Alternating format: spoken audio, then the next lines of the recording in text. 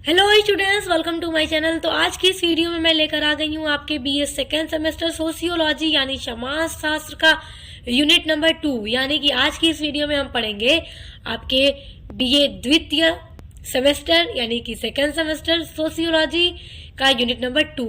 Unit number 1 हमने पढ़ लिया है पूरा एक वीडियो में। आपका यूनिट नंबर 1 में जितना भी टॉपिक है पूरा मैंने करवा दिया है, और आपका जो सिलेबस है सोशियोलॉजी का वो भी पूरा मैं डिस्कस कर चुकी हूँ आप लोगों के साथ। तो अभी तक आप लोगों ने वो वीडियो नहीं देखा है तो उसका लिंक मैं आपको इसी वीडियो के डिस्क्रिप्शन बॉक्स में दे दूंगी, तो देख लीजिएगा। और देखिए, आज पढ़ेंगे यूनिट नंबर 2, और आपका यूनिट नंबर 2 है भारत में समाज शास्त्र का इतिहास और उद्भव। यानी कि भारत में सोशियोलॉजी का इतिहास क्या है, क्या हिस्ट्री है। क्योंकि देखिए, सोशियोलॉजी पहले एक सब्जेक्ट के रूप में तो पढ़ा नहीं जाता था, ये नागरिक शास्त्र या अर्थशास्त्र के साथ पढ़ा जाता था, एक टॉपिक की तरह। उन दोनों सब्जेक्ट के साथ इसको पढ़ा जाता था, ये एज ए सब्जेक्ट नहीं पढ़ा जाता था। तो जो सोशियोलॉजी के फादर बोले जाते हैं ऑगस्ट कॉम्टे, उन्होंने सोशियोलॉजी को एज ए सब्जेक्ट विकसित किया।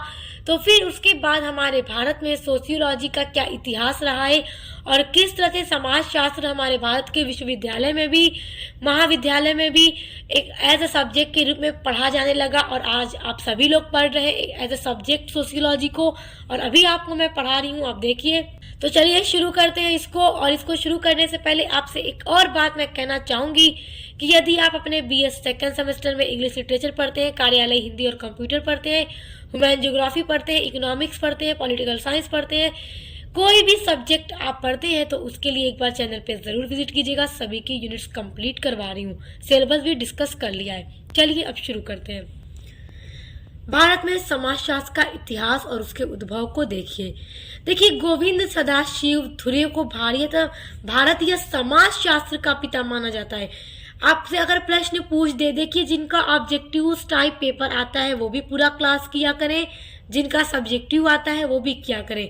क्योंकि जिनका ऑब्जेक्टिव होगा तो वो पूरा डीपली पढ़े रहेंगे, पूरा लेक्चर देखे रहेंगे मेरा वीडियो का, तो उनके लिए आसानी होगी। क्योंकि आपका ऑब्जेक्टिव क्वेश्चन भी तो यहीं से बनकर आएगा, और जिनका सब्जेक्टिव है वो तो चाहे स्क्रीनशॉट कर ले, क्योंकि उन्हें यही लिखना होगा जब पूछेगा एग्जाम में। तो देखिए यहाँ पे क्या हो रहा है, क्या बता रहा है कि देखिए, गोविंद सदाशिव धुरे को भारतीय समाजशास्त्र का पिता माना जाता है। फादर ऑफ सोशियोलॉजी कौन है हमारे भारत में? तो गोविंद सदाशिव धुरे। और यदि भारत का ना पूछकर आपके एग्जाम में सिर्फ प्रश्न पूछ दे कि समाजशास्त्र का पिता किसे कहा जाता है, तो ऑगस्ट कॉम्टे को पूछ दे भारतीय समाजशास्त्र का पिता कौन है, तो गोविंद सदाशिव धुरे। छोटी छोटी ये बातें याद रखिएगा, बहुत इंपॉर्टेंट है और ऑब्जेक्टिव्स में जरूर पूछती है।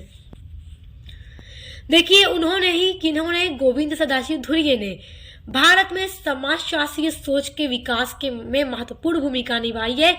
यानी कि सोशियोलॉजी को भारत में विकसित करने के लिए, उसका विकास करने के लिए जो रोल रहा है गोविंद जी का, धुरे जी का मतलब इनका, वो बहुत महत्वपूर्ण है। और भारतीय समाज और संस्कृति पर अपने काम के लिए ये जाने जाते हैं। भारत की संस्कृति और समाज पर इन्होंने बहुत ज्यादा अध्ययन किया है। धुरे का काम भारतीय समाज और संस्कृति पर केंद्रित था।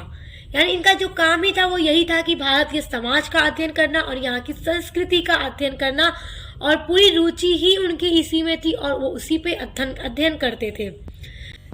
वे विशेष रूप से भारत में जाति, धर्म और रिश्तेदारी के अध्ययन में रुचि रखते थे। यानी धुरे जी की जो इंटरेस्ट था, जो सबसे ज्यादा भारत के समाज में अध्ययन करने में इनका इंटरेस्ट था, वो था कि भारत के समाज में जाति, धर्म और रिश्तेदारी। और ये जाति, धर्म, रिश्तेदारी के बारे में आप फर्स्ट सेमेस्टर में पढ़कर आ भी चुके हैं, तो ये सब सोशियोलॉजी का ही टॉपिक है। इन सभी का अध्ययन हम सोशियोलॉजी के ही अंतर्गत करते हैं। तो इनका जो इंटरेस्ट था धुरे जी का, वो भारत के समाज में इन्हीं सारी चीजों पर ज्यादा था और वो इसी पर अध्ययन करते थे। और उनके शोध ने भारत में समाजशास्त्र के क्षेत्र को स्थापित करने में मदद की।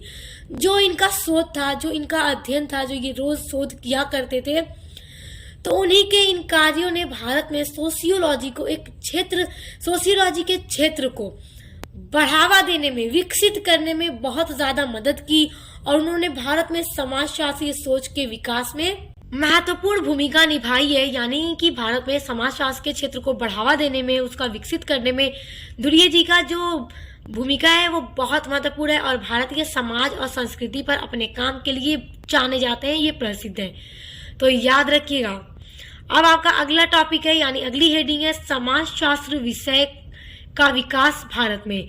देखिए इन्होंने जो काम किया धुर्ये जी ने समाजशास्त्र के अध्ययन को और भारत में इसके क्षेत्र को विकसित करने में जो इनकी भूमिका है वो बहुत अहम है, बहुत महत्वपूर्ण है। फिर उसके बाद किस तरह समाजशास्त्र एक सब्जेक्ट के रूप में भारत में विकसित हुआ, आइए अब उसके बारे में पढ़ते हैं। देखिए भारत में समाजशास्त्र प्रारंभ में अर्थशास्त्र एवं नागरिक शास्त्र इन्हीं दोनों सब्जेक्ट के साथ पढ़ाया जाता था। अलग से एक सब्जेक्ट के रूप में सोशियोलॉजी का अध्ययन नहीं होता था, नहीं पढ़ाया जाता था भारत में, भारत के विश्वविद्यालयों में, महाविद्यालयों में। लेकिन कब से पढ़ा जाने लगा, तो देखिए लेकिन 1919 में मुंबई विश्वविद्यालय में एक विषय के रूप में इसका अध्ययन किया जाने लगा। तो प्रश्न पूछ दे कि सोशियोलॉजी का अध्ययन भारत में कब से एक सब्जेक्ट के रूप में किया जाने लगा, तो 1919 में। किस विश्वविद्यालय में, तो मुंबई विश्वविद्यालय में।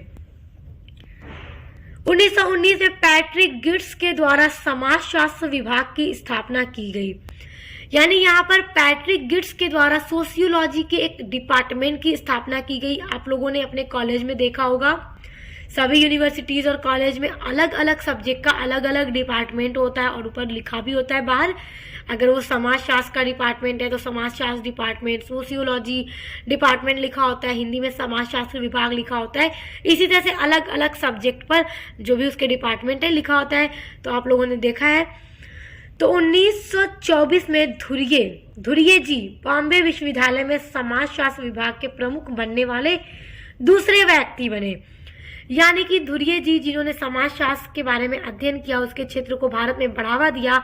तो मुंबई विश्वविद्यालय में ही सबसे पहले सोशियोलॉजी को एक सब्जेक्ट के रूप में पढ़ा जाने लगा और पैट्रिक गिट्स के द्वारा सोशियोलॉजी के विभाग की स्थापना की गई। फिर 1924 में दूसरे जो प्रमुख व्यक्ति रहे सोशियोलॉजी डिपार्टमेंट में मुंबई विश्वविद्यालय में, वो धुर्ये जी रहे। 1921 में लखनऊ विश्वविद्यालय में समाजशास्त्र प्रोफेसर B.N. शील के अध्यक्षता में आगे बढ़ा। अब देखिए उसके बाद 1921 में ये लखनऊ विश्वविद्यालय में भी पहुंचा और किसके द्वारा, प्रोफेसर B.N. शील के द्वारा उन्होंने ही इसकी अध्यक्षता की और वहां पर भी एक एज ए सब्जेक्ट पढ़ा जाने लगा। और इनके साथ राधा कमल मुखर्जी भी जुड़े रहे। देखिए प्रोफेसर B.N. शील के साथ सोशियोलॉजी को एज ए सब्जेक्ट आगे बढ़ाने में राधा कमल मुखर्जी भी जुड़े रहे। इन्होंने भी अपना बहुत कार्य किया। इन्होंने भी लखनऊ विश्वविद्यालय में समाज का शास्त्र को आगे बढ़ाने का बहुत ज़्यादा प्रयास किया। फिर देखिए किस तरह से धीरे धीरे ये सोशियोलॉजी एक एज अ सब्जेक्ट पढ़ा जाने लगा और आज आप हम सभी लोग पढ़ रहे हैं। और फिर देखिए धीरे धीरे इसी तरह से समाजशास्त्र भारत के अन्य महाविद्यालय विश्वविद्यालय में पहुंचा और 1953 ईस्वी में समाजशास्त्र पटना विश्वविद्यालय में भी पहुंचा, जिसकी अध्यक्षता डॉक्टर नर्मदेश्वर प्रसाद ने की थी, तो याद रखिएगा। और फिर देखिए इसी तरह जब सारी यूनिवर्सिटीज कॉलेजेस में ये एज अ सब्जेक्ट आगे बढ़ने लगा, बड़े बड़े प्रोफेसर लोगों ने इसको आगे बढ़ाने में अपना कार्य किया, प्रयास किया, तो फिर इसी तरह से समाजशास्त्र एक विषय के रूप में पूरे भारत में पढ़ा जाने लगा। सभी कॉलेज विश्वविद्यालय सभी में पढ़ा जाने लगा और आज छात्र समाजशास्त्र विषय के प्रति काफी आकर्षित होते हैं। आप भी पढ़ रहे हैं, आप भी आकर्षित हुए तभी तो आप पढ़ रहे हैं। तो याद रखिएगा किस तरह से आपने देखा कि धुर्ये जी ने इस पर बहुत ज़्यादा कार्य किया और फिर धीरे धीरे पूरे भारत में ये एज ए सब्जेक्ट आ गया। तो शुरुआत कहाँ से हुई, 1919 से मुंबई यूनिवर्सिटी से हुई, याद रखिएगा। और आज पूरे भारत में ये पढ़ा जाने लगा है, आप पढ़ रहे हैं, हम पढ़ रहे हैं। तो आई होप आपको बहुत अच्छे से सब समझ में आ गया होगा।